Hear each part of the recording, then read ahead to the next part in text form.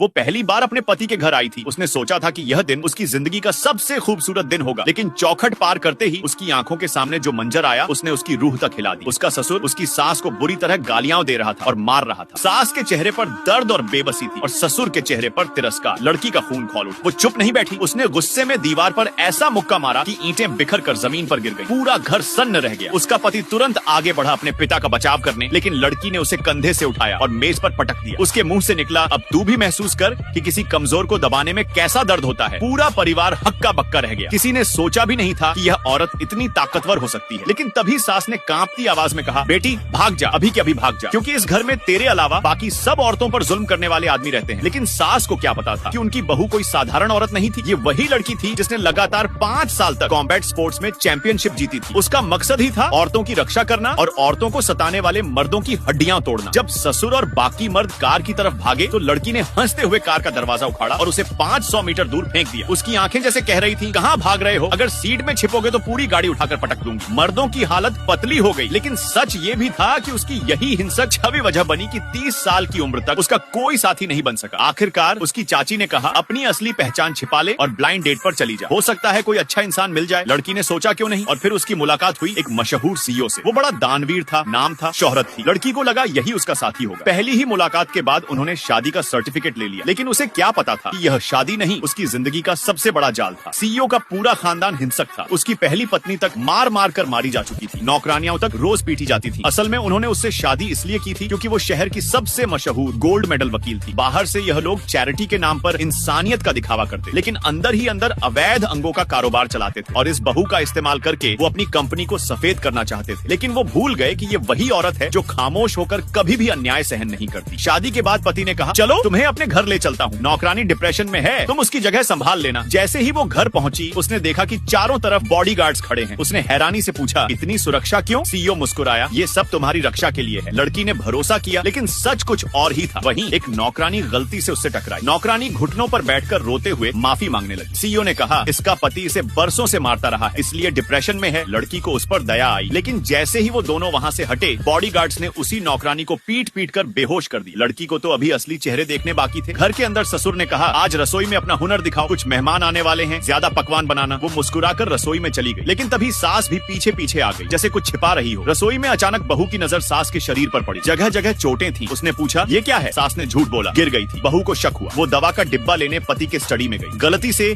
एक सजावटी सामान से टकराई और अचानक किताबों की अलमारी खुल गई।